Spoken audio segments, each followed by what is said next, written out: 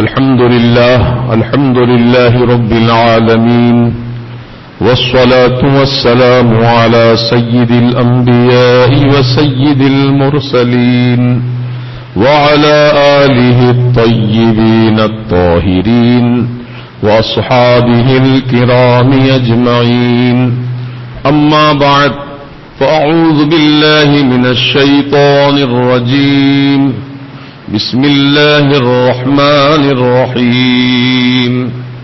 محمد رسول الله والذين معه أشداء على الكفار رحماء بينهم تراهم ركعا سجدا. صدق الله العظيم وبلغنا رسوله النبي المتين الأمين الكريم. بعد توحید کے مدوالوں، شمع رسالت کے پروانوں، غوث و خواجہ رضا کے دیوانوں، نبی اور آل نبی سے محبت رکھنے والوں، خلفائے راشدین کی محبت عقیدت اپنانے والوں، آئیے ہم سب مل کر عقیدت و محبت کے ساتھ حضور پرنور شافع یوم النشور، رحمت للعالمین، شفیع المذنبین، سرکار ابد قرار، سید ابرار الخیار، احمد مختار محمد رسول اللہ صلی اللہ تبارک و تعالی علیہ وآلہ واصحابہ وبارک وسلم کی بارگاہ کرم میں ہدیہ درود و سلام پیش کریں. اللہم صلی علی سیدنا و شفیعنا و حبیبنا و نبینا و مولانا محمد کما تحب و ترضا بان تصلی علیہ صلاۃ و سلام علیک سیدی یا حبیبی یا رسول اللہ صلی اللہ تعالی علیہ وسلم. آپ تمامی برادران اسلام کی خدمت میں ماہ محرم الحرام شریف کی آمد پر، یعنی اسلامی نئے سال کے آغاز پر مبارکباد پیش کرتا ہوں کہ اللہ تعالی ماہ محرم الحرام کی جو سعادتیں ہیں، رحمتیں، برکتیں ہیں، سارے عالم اسلام کو عطا فرمائے. آپ جانتے ہیں کہ ہر قوم کی اپنی ایک تاریخ ہوا کرتی ہے. الحمدللہ اسلام کی بھی اپنی تاریخ ہے، اور اسلامی تاریخ کا آغاز جو ہے وہ سن ہجری سے ہوتا ہے. یعنی ہمارے سرکار نے جب ہجرت فرمائی تھی مکہ شریف سے مدینہ شریف کی طرف، تو اسی سال کو سن ہجری کے طور پر مانا گیا. تو اب یہ 1437 سالہ ہجری ہے. یعنی ہمارے سرکار کو ہجرت فرما کر مکہ شریف سے مدینہ شریف کی طرف 1437 سال ہو رہے ہیں. ہماری تاریخ ہے، ہم بے تاریخ کے نہیں ہیں الحمدللہ. اور اس تاریخ کے موجد جو اس کے تاریخ کے وجود میں لانے والے ہیں سن ہجری کے، وہ سیدنا عمر ابن خطاب رضی اللہ تعالی عنہ. یہ آپ ہی کی دین ہے جو اسلام اور مسلمانوں کو آپ نے تاریخ سے مزین کیا الحمدللہ. اور یہ بھی ایک اتفاق ہے کہ ماہ محرم الحرام کی پہلی تاریخ کو ہی سیدنا عمر ابن خطاب رضی اللہ تعالی عنہ کی شہادت عظمیٰ واقع ہوئی. یوں تو آپ 26 ذی الحجہ کو، یعنی محرم کا مہینہ شروع ہونے سے 3 دن پہلے یا 4 دن پہلے آپ کو نماز کی حالت میں، نماز فجر کے وقت میں ابو لولو فیروز نامی مجوسی، آتش پرست، آگ کی پوجا کرنے والا تھا، وہ مسلمانوں جیسا حلیہ بنا کر مسجد نبوی شریف میں آیا فجر کے وقت میں، اور حضرت سیدنا عمر ابن خطاب رضی اللہ تعالیٰ عنہ پر قاتلانہ حملہ کیا، یہاں تک کہ آپ کے پیٹ میں اور مونڈھے پر کافی گہرے زخم آئے. نہ صرف آپ کو زخمی کیا بلکہ آپ کے ساتھ جو 13 مسلمان نماز کے لیے موجود تھے ان 13 مسلمانوں پر بھی حملہ کیا. اور پھر اس میں سے 6 مسلمان اسی وقت شہید ہو گئے. اور سیدنا عمر بن خطاب رضی اللہ تعالیٰ عنہ محرم الحرام کا آغاز ہونے تک آپ حیات ظاہری میں موجود تھے اور پہلی محرم کو آپ نے جام شہادت نوش کیا، یعنی آپ دنیا سے پردہ فرما گئے. اور جب پردہ فرما گئے تو عزیزان محترم رسول اعظم صلی اللہ تعالی علیہ وسلم نے ارشاد فرمایا تھا، لی وزیرانی فی السماء ولی وزیرانی فی الارض. آسمانوں میں میرے دو وزیر ہیں، حضور فرما رہے ہیں آسمانوں میں میرے دو وزیر ہیں اور زمین میں بھی میرے دو وزیر ہیں. آسمانوں کے وزیر جبریل و میکائیل ہیں علیہم السلام، اور زمین کے وزیر ابو بکر اور عمر ہیں رضی اللہ تبارک و تعالی عنہما. یعنی حضور کے یہ دونوں وزیر ہیں. اور وزارت جسے منسٹری کہتے ہیں ہم لوگ انگلش زبان میں، منسٹری کہاں ہوتی ہے کس کی؟ جہاں جس کی حکومت ہوتی ہے وہاں اس کی منسٹری ہوتی ہے. جہاں جس کی حکومت ہے وہاں پر اس کی وزارت ہے. ایسا نہیں کہ ہندوستان کی وزارت کے وزیر جو ہے وہ سعودی عرب میں ہو یا دبئی میں ہو، ایسا نہیں ہو سکتا. وہاں کی حکومت الگ ہے، یہاں کی حکومت الگ ہے. ہر کنٹری کی حکومت الگ، ہر کنٹری کے منسٹر الگ، ہر کنٹری کی وزارت الگ. اب سرکار مدینہ کے فرمان پہ غور کرو، اپنے ایمان کو تازہ کرو. میرے آقا نہیں فرما رہے ہیں کہ آسمان کے دو وزیر ہیں اور مکے کے میرے دو وزیر ہیں یا مدینے کے دو میرے وزیر ہیں، بلکہ آقا نے فرمایا فی السماء و فی الارض، آسمانوں میں بھی میری وزارت ہے، میری حکومت ہے، اور پوری زمین میں بھی میری ہی حکومت ہے. کیونکہ جہاں جس کی حکومت ہوا کرتی ہے وہاں اس کے وزیر ہوا کرتے ہیں. تکبیر، نعرہ رسالت، سید اعلی حضرت صاحب دکن. اور جو خاص وزیر ہوتے ہیں وہ ہمیشہ ساتھ ساتھ رہتے ہیں. بولیے، جو خاص وزیر ہوتے ہیں مقرب، تو وہ دو وزیر آسمانوں کے جو ہیں جبریل و میکائیل ہیں.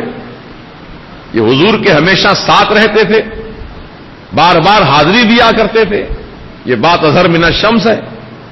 اور حضور کے جو زمین کے وزیر ہیں وہ ایسے ساتھ ہیں کہ آج قبر انور میں بھی حضور کے ساتھ آرام فرما رہے ہیں.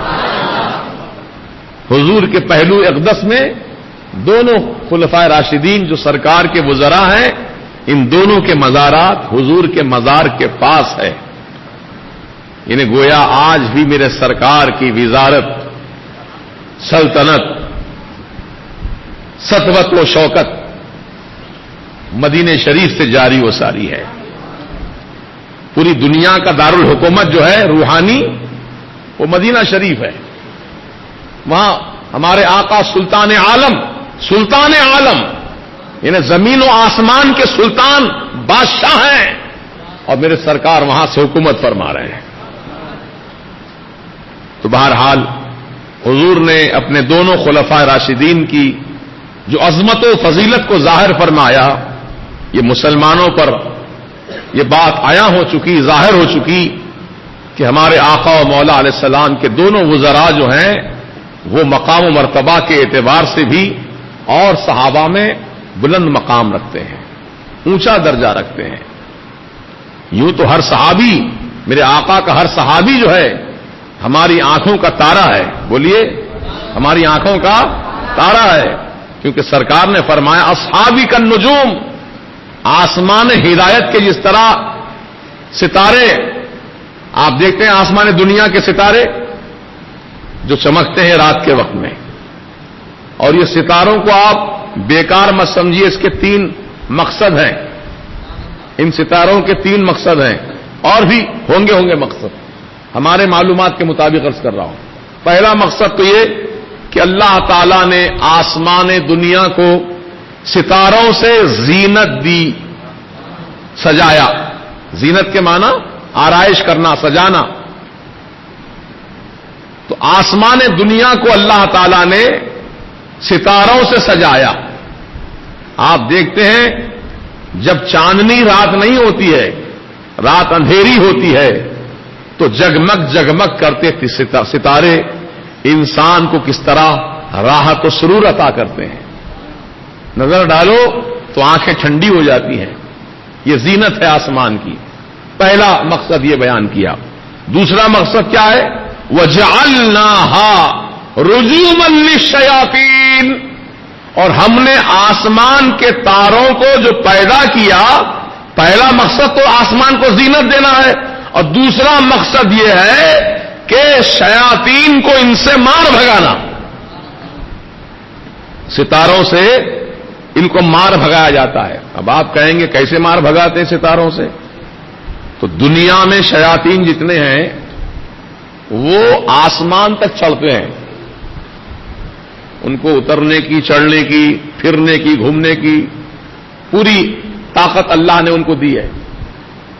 وہ مجبور نہیں ہے. اللہ تعالیٰ کے عطا سے وہ لوگ بھی جو ہے جنات شیاطین جو بھی ہیں وہ پوری کائنات میں گھومتے پھرتے ہیں. چنانچہ سرکار بغداد کے زمانے کا واقعہ مجھے یاد آیا کہ سرکار پیران پیر غوث پاک رضی اللہ عنہ کے علاقہ بغداد میں ایک خوبصورت لڑکی، اکثر عورتوں کی عادت ہوتی ہے کہ غسل کرنے کے بعد اپنے بالوں کو دھوپ میں سکھاتی ہیں، کیونکہ بال گھنے ہوتے ہیں، لمبے ہوتے ہیں. پانی پوری طرح جذب نہ پانی پوری طرح سوکھے نہیں بالوں میں تو سر میں سردی بیٹھ جاتی ہے، بخار آ جاتا ہے، زکام ہوتی ہے، سردی ہوتی ہے. تو اس لیے اکثر عورتیں کھلی فضا میں یا دھوپ میں اپنے بالوں کو کھلا رکھ کر کے وہ ہوا دیتی ہیں یا گرمی پہنچا کر اس کو سیکتی ہیں. یہ طریقہ ہے. تو ویسے ہی بغداد کی وہ لڑکی، بغداد جانتے ہیں بغداد کسے کہتے ہیں؟ ہمارے سرکار غوث پاک جہاں آرام فرما رہے ہیں وہ بغداد ہے. اس بغداد کی رہنے والی لڑکی اپنے مکان کی چھت پر بال سکھا رہی تھی کہ اچانک لڑکی غائب ہو گئی. ماں باپ یہ سوچ رہے ہیں کہ بچی تو اوپر گئی ہے بال سکھانے کے لیے، انتظار کرتے رہے اب آتی جب آتی نیچے، لیکن اس کا پتہ ہی نہیں چلا. گلی کوچے پورے چھان مار ڈالے، شہر کا چپا چپا چھان دیا، لیکن بچی کا پتہ نہیں چلا. جب وہ لوگ ڈھونڈ ڈھونڈ کر عاجز ہو گئے تو سرکار غوث پاک کی بارگاہ میں حاضر آئے اور اپنا معروضہ پیش کیا. سرکار، ہماری جوان بچی بال سکھانے چھت پر گئی تھی، اچانک وہیں سے غائب ہو گئی، پتہ نہیں چل رہا کہاں چلی گئی. سرکار اس پر کرم فرما دیں، ہماری بچی ہم کو مل جائے، آپ دعا فرما دیں. غوث پاک ہیں، ولیوں کے شہنشاہ ہیں، تاجدار اولیاء ہیں، شہنشاہ ولایت ہیں، سرکار بغداد ہیں. نظرت الى بلاد اللہ جمعا کخردلۃ علی حکم اتصالی. میں اللہ کے تمام شہروں کو اس طرح دیکھتا ہوں جیسے کوئی ہتیلی میں رائی کا دانہ رکھ کر دیکھتا ہے. سرکار غوث پاک نے اپنی نگاہ ولایت سے ملاحظہ فرما لیا بچی کہاں ہے، کس کے قبضے میں ہے.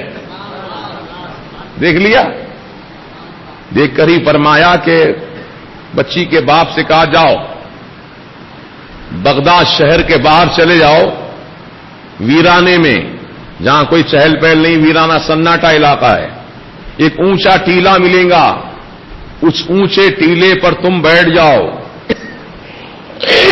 اور حصار باندھو، بسم اللہ علی نیت عبد القادر. حصار باندھو، حصار کے باہر نہیں نکلنا، تم اندر ہی بیٹھنا، زمین پہ لکیر کھینچ لو حصار کی، اندر ہی رہنا. جب آدھی رات گزر جائے گی تو جنات بڑی بھیانک شکلوں میں، خوفناک شکلوں میں، فوج در فوج تمہارے سامنے سے گزریں گے.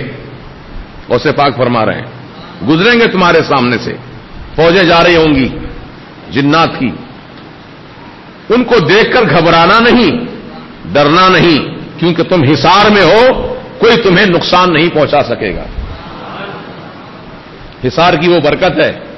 اس لیے مسلمانوں ہمیشہ حصار باندھ دیا کرو. اور ہمارے اعلی حضرت عظیم البرکت نے حصار کا طریقہ ہم کو سکھایا اور شجرہ شریف میں تمام مریدوں کو باضابطہ تحریری طور پر حصار باندھنے کا طریقہ بھی بتا دیا گیا. شجرے میں موجود ہے طریقہ. اگر آپ نے نہیں دیکھا ہو, پڑھا نہیں ہو, تو میں ایک مرتبہ اس کو سمجھا دیتا ہوں, سمجھ لیجئے, عمل کیجئے, انشاءاللہ فائدے میں رہیں گے.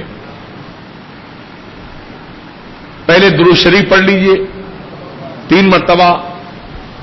اللہم صلی وسلم وبارک علی سیدنا محمد معدن الجود والکرم وآلہ وبارک وسلم صلاۃ وسلام علیک یا رسول اللہ صلی اللہ تعالی علیہ وسلم. یہ 3 بار درود ہو گیا. حضور پر صلی اللہ علیہ وسلم کا ذکر 3 مرتبہ ہوا, 3 مرتبہ درود ہو گیا.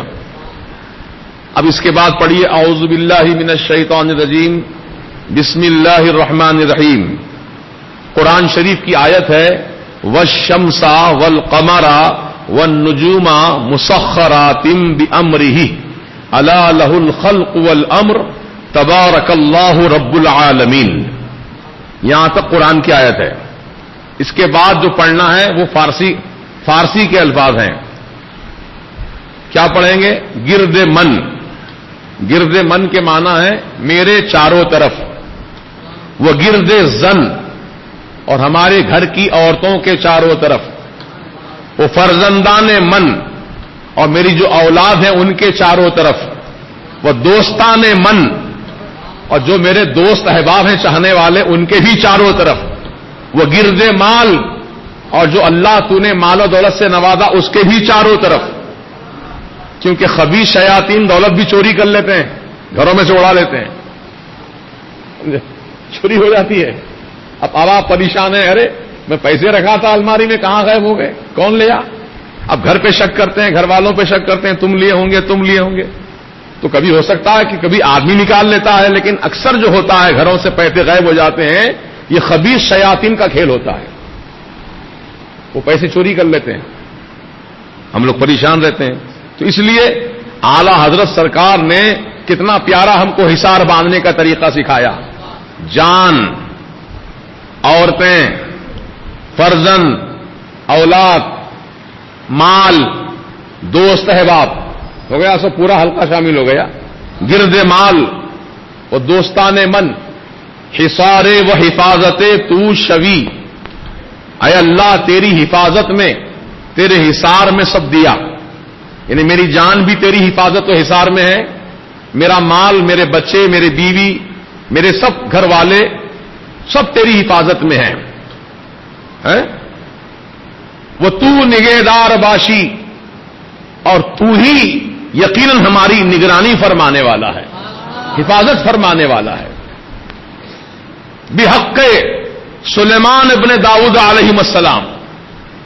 اے اللہ واسطہ, بحق کے معنی کیا آتے ہیں؟ واسطے کے, واسطہ سیدنا سلیمان علیہ السلام کا, جو سیدنا داؤد علیہ السلام کے فرزند دلبند ہیں, ان کا واسطہ. ان کا واسطہ کیوں دیتے ہیں؟ کیونکہ سلیمان علیہ السلام کو اللہ نے جو حکومت دی تھی وہ تمام جنات پر بھی آپ کی حکومت تھی. جن پورے آپ کے تابع تھے, تو آپ کا واسطہ دیتے ہیں حصار میں. بحق سلیمان ابن داؤد علیہ السلام و بحق احین اشراحین. یہ عبرانی زبان کے الفاظ ہیں جس کے معنی یا حیو یا قیوم کے آتے ہیں. سمجھے آپ؟ یا حیو یا قیوم جو عربی قرآن کی آیت ہے, یا حیو, حیون قیوم, سورہ آیت الکرسی میں ہے نا. تو حی کے معنی زندہ, قیوم کے معنی ہمیشہ رہنے والا. یعنی واسطہ اے اللہ تیرے حی اور قیوم ہونے کا. وبحق یا مؤمن یا مہیمن. اے اللہ واسطہ تیرے نام مومن اور مہیمن کا. مومن کے معنی ایمان والے کے بھی ہیں, مومن کے معنی امن دینے والے کے بھی ہیں. تو یہ حصار کا طریقہ شجرہ شریف میں موجود ہے, لکھا ہوا ہے. اس کو زبانی یاد کیجئے. جب بھی آپ تازہ وضو کریں گے یا جب بھی آپ فرض نماز یا سنتوں سے فارغ ہو جائیں گے تو یہ وظیفہ حصار کا پڑھ کر سیدھی انگلی شہادت کی سیدھے ہاتھ کی انگلی پر اس طرح دم کیجئے، پھر اپنے سیدھے کان کے اطراف میں حصار کی نیت سے 3 مرتبہ اس طرح حلقہ باندھیے. یہ ہے حصار. سمجھ گئے؟ ایسے کئی حصار ہیں، لیکن یہ حصار بہت ہی مجرب اور بہت ہی اثردار حصار ہے. اور ایک حصار کا طریقہ دشمنوں کے شر سے بچنے کے لیے بتایا گیا، اور یہ بھی اعلی حضرت ہی نے تحریر فرمایا. چنانچہ آپ فرماتے ہیں حصار باندھنے کا طریقہ یہ ہے، فریاد فریاد فریاد. کس سے فریاد کر رہے ہیں؟ اللہ سے. بدرگاہ تو بدوستی سیدنا محمد مصطفیٰ صلی اللہ تعالی علیہ وسلم، و بدوستی سیدنا علی مرتضی رضی اللہ تعالی عنہ، بدوستی سیدنا حسن مجتبی رضی اللہ تعالی عنہ، و بدوستی سیدنا حسین شہید کربلا رضی اللہ تعالی عنہ، آنچ مطلوب میں دارم ب انسرام رساں. یہ عبارت پڑھنے کے بعد 1 مرتبہ آیت الکرسی پڑھیے، اور قل یا ایھا الکافرون کا سورہ 3 بار پڑھیے، قل هو اللہ شریف کا سورہ 3 بار پڑھیے، قل اعوذ برب الفلق کا سورہ 3 بار پڑھیے، سورہ ناس 3 مرتبہ پڑھیے، پھر درود شریف پڑھیے، پھر ویسے ہی انگلی پر دم کر کے اپنی کان کے چاروں طرف حلقہ باندھیں حصار کی نیت سے، اور گول گھوم کر کے آپ پھونک دیں. انشاءاللہ آپ جہاں بھی رہیں گے اللہ تعالی کی حفاظت میں رہیں گے.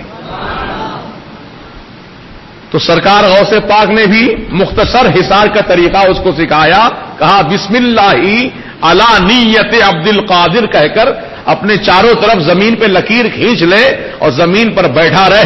تیرے سامنے سے جنات کی فوجیں جائیں گی، تو گھبرانا نہیں، پریشان نہیں ہونا. سب سے آخر میں جو جنات کا شہنشاہ ہے، بڑا جن سب سے جنات کی فوج میں، وہ تیری خدمت میں آئیں گا، ادب سے تیرے سامنے بیٹھیں گا، تجھے سلام بھی کریں گا اور کہیں گا کیا آپ کا پیغام ہے بتائیے.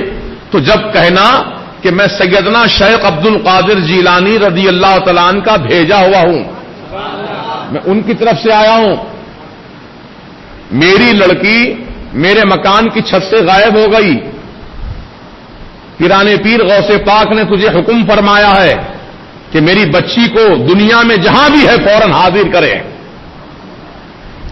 تو سرکار غوث پاک کا فرمان سنتے ہی شہنشاہ جن نے اپنے تمام درباریوں کو اکٹھا کیا.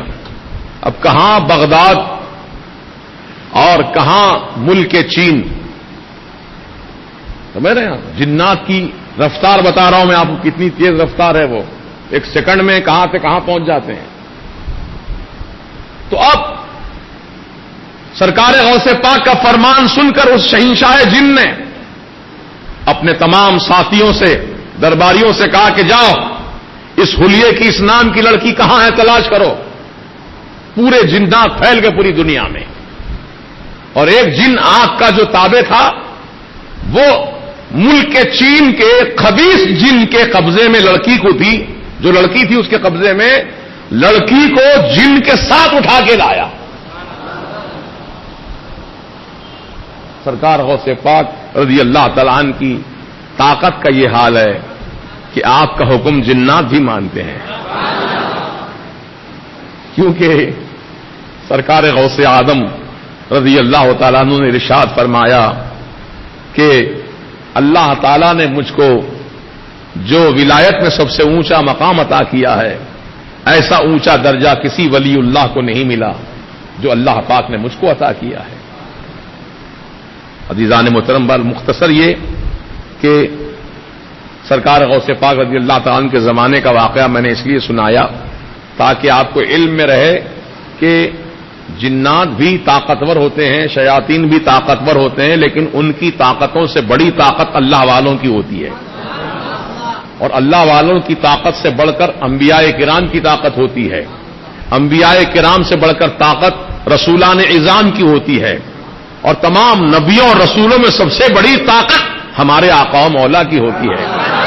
اس لیے اعلیٰ حضرت فرماتے ہیں جس کو بارے دو عالم کی پرواہ نہیں، جس کو بار کے معنی یہاں بوجھ اور وزن کے ہیں، جس کو بارے دو عالم کی پرواہ نہیں، ایسے بازو کی قوت پہ لاکھوں سلام۔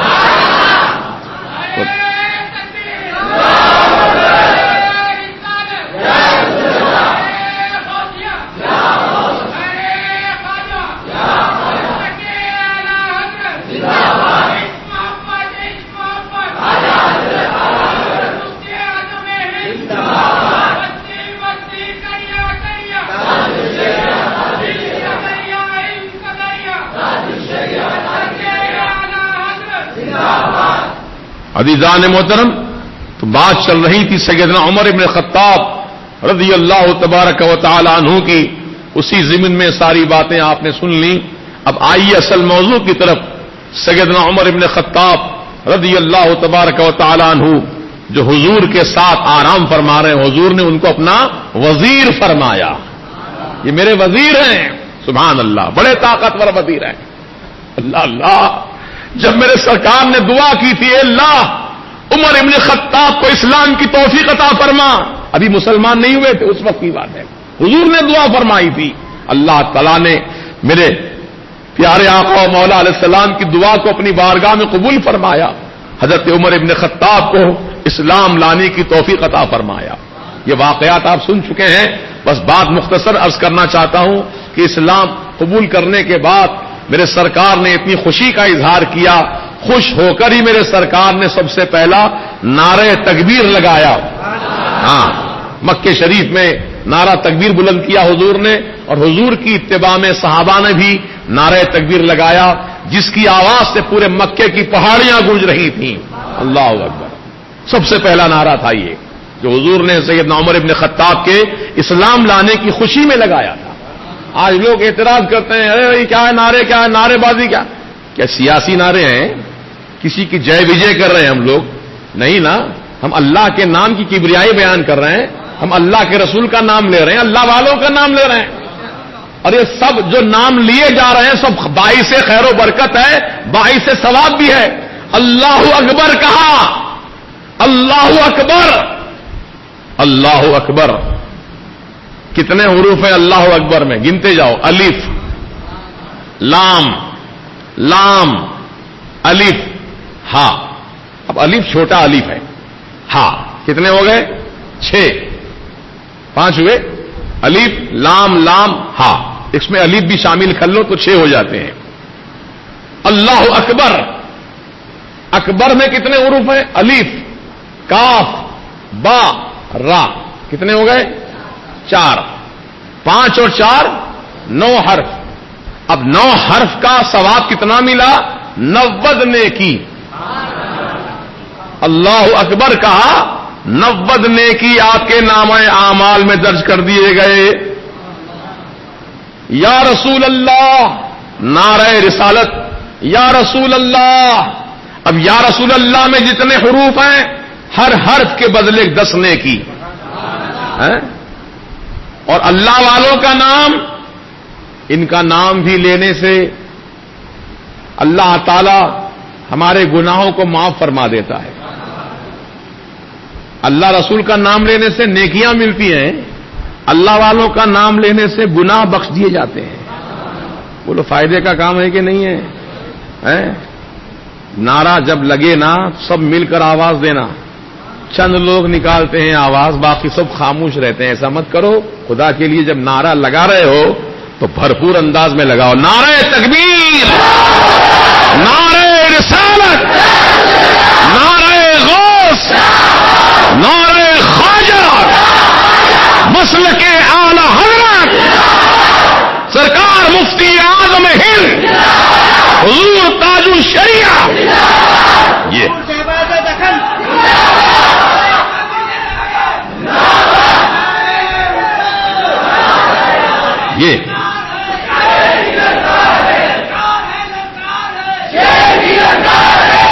یہ نعرہ انشاءاللہ اس نعرے کا اثر ہوتا ہے، سننے والے پر بھی، پڑھنے والے پر بھی، سب پر، پورے ماحول پہ اثر ہوتا ہے۔ انشاءاللہ آئندہ جب بھی ہم نعرہ لگائیں گے تو پورے جذبہ محبت میں ڈوب کر، انشاءاللہ، انشاءاللہ بولو، اللہ پاک ہم سب کو توفیق دے. اور تو بات چل رہی تھی سیدنا عمر بن خطاب رضی اللہ تعالیٰ عنہ کی سرکار نے دعا فرمائی تھی اللہ عمر کو اسلام کی توفیق عطا فرما تاکہ ان کے ذریعے سے اسلام کو طاقت ملے, اسلام کو شوکت ملے, اسلام کو قوت ملے.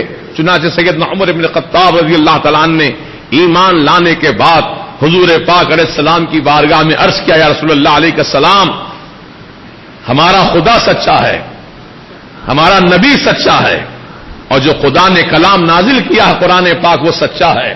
ہم سچے دین کے ماننے والے ہیں سرکار, تو ہم کیوں چھپ کر نماز پڑھیں کمرے میں؟ چلیے آقا, آج صحن کعبہ میں نماز پڑھی جائیں گی. کون مائی کا لال ہم کو نماز سے روکتا ہے؟ عمر اس سے نپٹ لے گا سرکار. چلیے سبحان اللہ. میرے سرکار خوش ہو رہے ہیں, دعا پر دعا دے رہے ہیں. تو اے مسلمانوں, اے نوجوانوں, حضرت عمر طاقتور تھے, انہوں نے اپنی طاقت سے اسلام کو دبدبا عطا کیا نا, اپنی طاقت کو اسلام کے لیے وقف کیا, اللہ کے لیے, اللہ کے رسول کے لیے, دین کی ترقی کے لیے. اے میرے نوجوان دوستو, اللہ تعالیٰ نے آپ کے بازوں میں طاقت دی ہے, قوت دی ہے, تو آپ دوسروں پر روب جمانے کے لیے نہیں استعمال کرو, بلکہ اللہ کے دین کی حفاظت کے لیے اس طاقت کو استعمال کرو. اپنے مسلک اور عقیدہ کی حفاظت کے لیے اس طاقت کو استعمال کرو. یہ خدا نے طاقت دی اسی لیے ہم کو ہے. اس کے ذریعے سے آپ اپنے مسلک کو اور پاورفل بناؤ, اپنے مذہب کو تب پاورفل بناؤ, اور جو رکاوٹیں اس راہ میں آتی ہیں ان رکاوٹوں کو دور کرو, ان فتنوں کو دور کرو جو اسلام کی ترقی میں حائل ہوتے ہیں. یہ سب نوجوانوں کی ذمہ داری ہے. میری اس دل کی آواز کو میں یقین کے ساتھ کہتا ہوں, اللہ کے گھر میں بیٹھ کر میرے اعلی حضرت حضور مفتی اعظم کے صدقے میں کہتا ہوں, یہ بات جو دل سے نکل رہی ہے دکھانے کی بات نہیں ہے. حضرت سیدنا عمر ابن خطاب رضی اللہ تعالیٰ عنہ کی سیرت کو سامنے رکھ کر یہ فقیر جو آپ کو آواز دے رہا ہے, یہ زبان کی حلق کی آواز نہیں ہے, دل کی آواز ہے, اور مجھے امید ہے کہ آواز آپ کے دل میں اتر رہی ہوگی.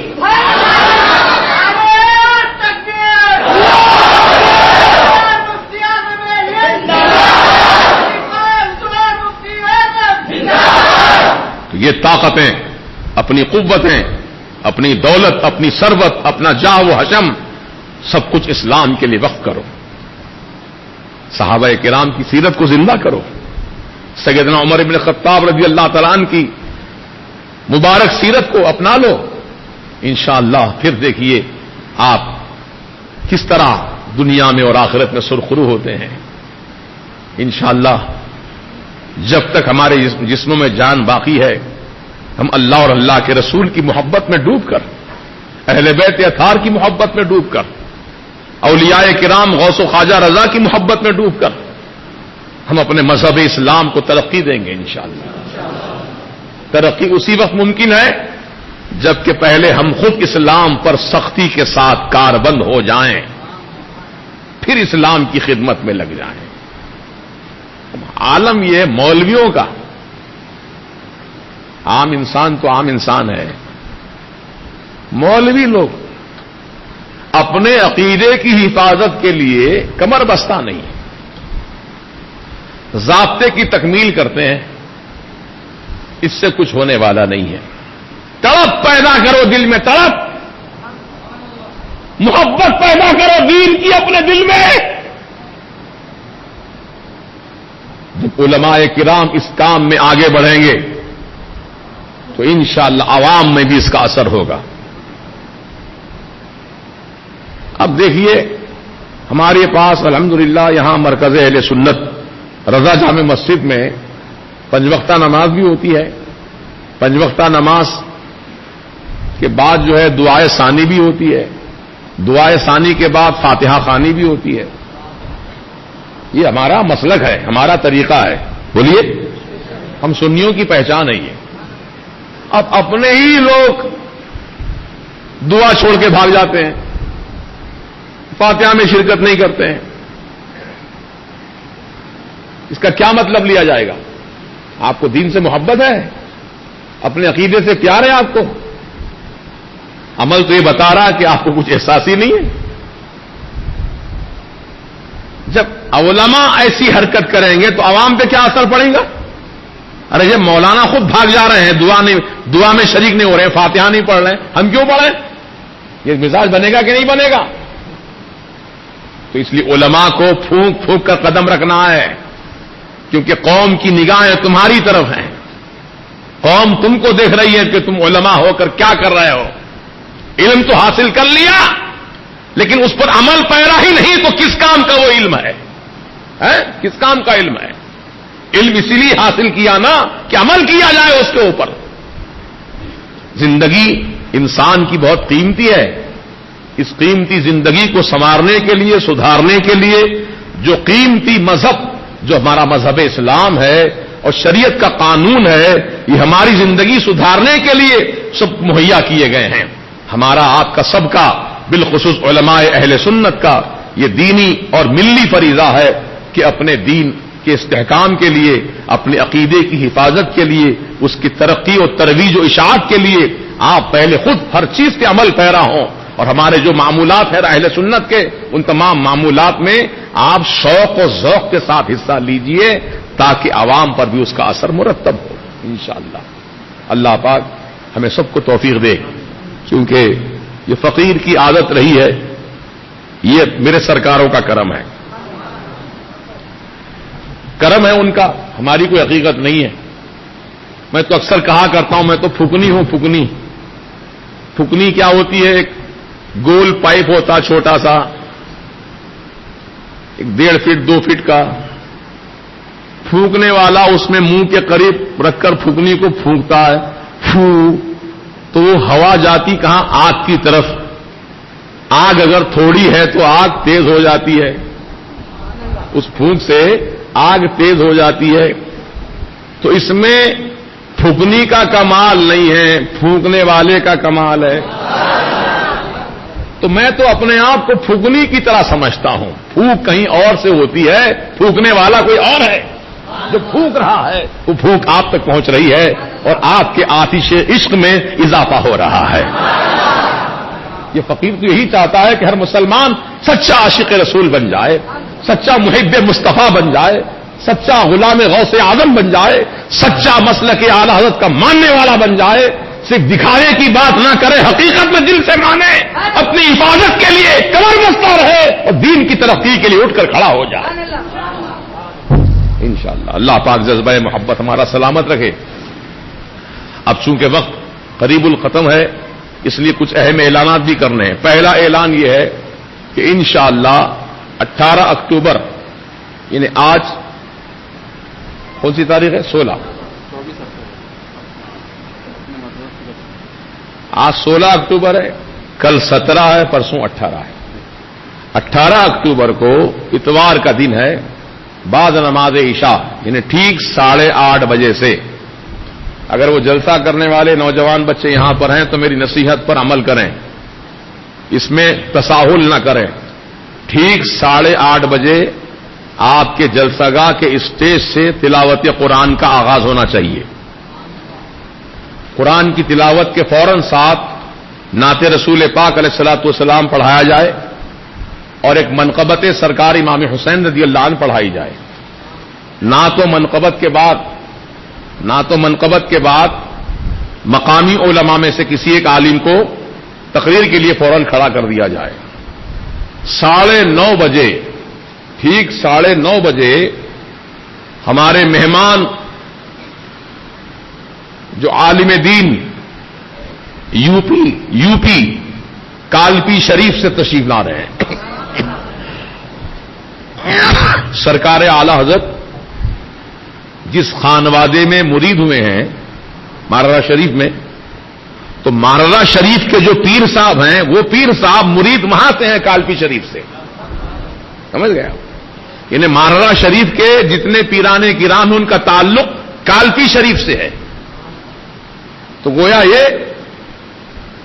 سرکار اعلی حضرت کے دادا پیر ہوئے، ہے نا، پیر سید عالم رسول ہیں، اور ان کے جو پیر ہیں وہ سرکار شاہ برکت اللہ مہروی رضی اللہ عنہ سے ہوتے ہوئے کالپی شریف تک سلسلہ پہنچتا ہے.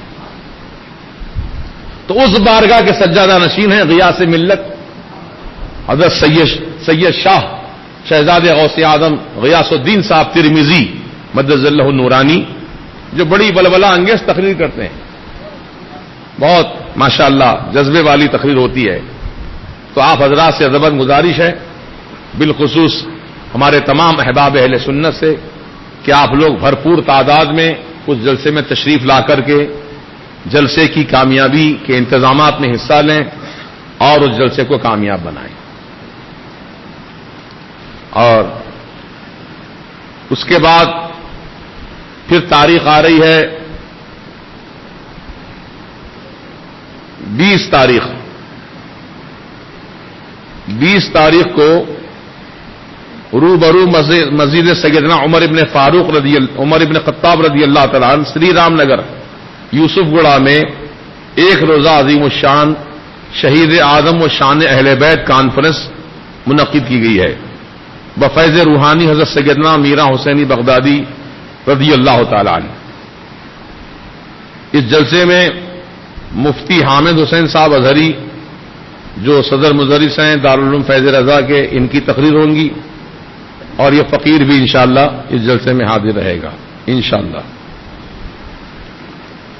اور 21 اکتوبر برود چہارشنبہ، 20 اکتوبر کو یوسف گڑھے میں ہے، 21 اکتوبر چہارشنبے کے دن مسجد قباء اللہ پور بورا بنڈا میں جلسہ یاد امام حسین رضی اللہ عنہ بھی ہے، اور عرس مظہر اعلی حضرت و حضور مفتی اعظم رضی اللہ تبارک و تعالی عنہما منایا جائے گا.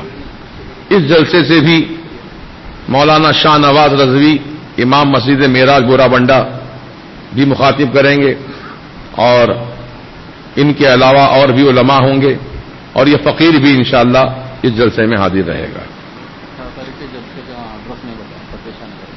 18 تاریخ کو جو جلسہ ہو رہا ہے یہ عیدی بازار فتح شاہ نگر میں ہو رہا ہے، پیٹرول پمپ کے سامنے جو نیا پیٹرول پمپ بنا ہے بالکل اس کے روبرو مین روڈ پر ہی جلسہ ہے فتح شاہ نگر میں.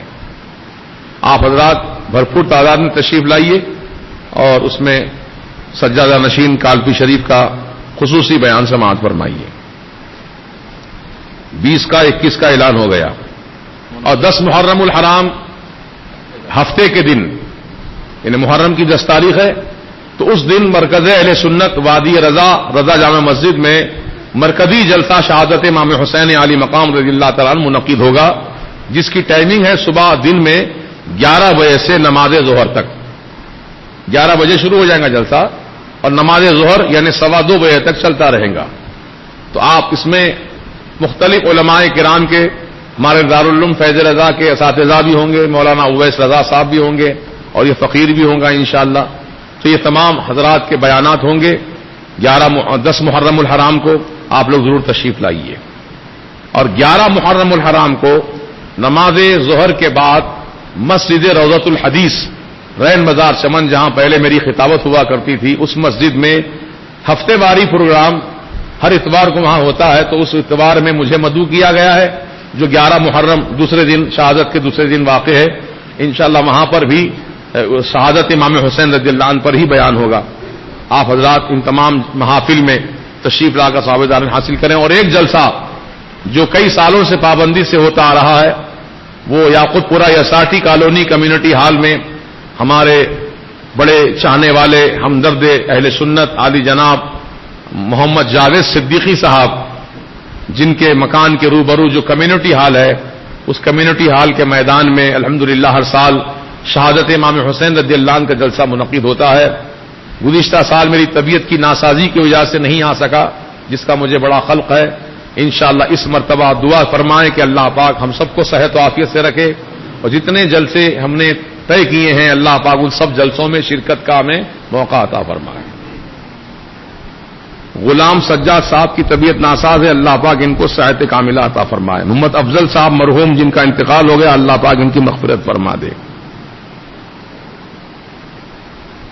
اب عورتوں کے درگاہ جانے سے متعلق سوال کیا گیا ہے، اس کا جواب انشاءاللہ آئندہ دیا جائے گا۔ محمد وزیر الدین صاحب جن کا اوپن ہارٹ آپریشن ہوا ہے، اللہ تعالیٰ وزیر الدین صاحب کو صحت کاملہ عطا فرمائے۔ محمد زکریا صاحب، یہ بھی اللہ تعالیٰ ان کے لیے روزگار کا ذریعہ عطا فرمائے اور صحت بھی عطا فرما دے۔ فوزیہ فاطمہ کی طبیعت بہت ناساز ہے، اللہ تعالیٰ فوزیہ فاطمہ کو صحت کاملہ شفا عاجلہ عطا فرما دے۔ عورتوں سے متعلق جو مسئلہ پوچھا گیا ہے، مسلک اعلی حضرت کی روشنی میں اس کا مختصر جواب یہی ہے کہ عورتوں کو مزارات اولیاء کی زیارت کی نیت سے، زیارت مانے حاضری دینا، ملاقات کرنا، اس نیت سے عورتوں کا جانا مزارات اولیاء پر ممنوع ہے، نہیں جا سکتی عورتیں۔ ہاں، اگر کوئی بیمار ہے، آصف زدہ ہے، جن بھوت پلید لپٹے ہوئے ہیں، اپنے روحانی علاج کی نیت سے پردے کے اہتمام کے ساتھ عورت مزارات اولیاء کے قریب جا سکتی ہے، مزار پہ نہیں جا سکتی، مزار کے قریب رہ کر کے حضرت سے اکتساب فیض کر سکتی ہے۔ اب اس میں بڑے باریکیاں ہیں، اب مختصر جواب میں نے دے دیا ہے، انشاءاللہ تفصیلات آپ کو معلوم کرنا ہے تو بالمشافہ مل کر کے آپ لوگ معلومات کر سکتے ہیں۔ حمیرہ تسنیم کی طبیعت ناساز ہے اور دماغ میں کچھ ان کے فطور آ گیا ہے، دیوانہ پن کر رہے ہیں، اللہ تعالیٰ حمیرہ تسنیم کو صحت کاملہ عطا فرمائے۔ رفیق النساء بیگم بھی جو ہے ویسا ہی کر رہے ہیں، اللہ تعالیٰ ان کو بھی صحت کاملہ عطا فرمائے۔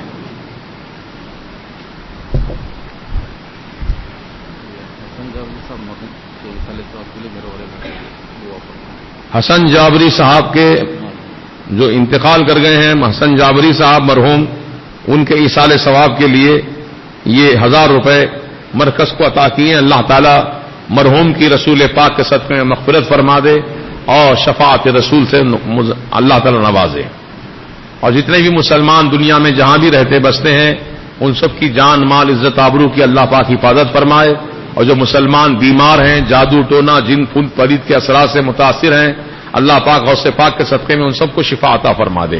آمین بجاہ سید المرسلین یا رب العالمین، والحمد للہ رب العالمین، حق لا الہ الا اللہ محمد رسول اللہ۔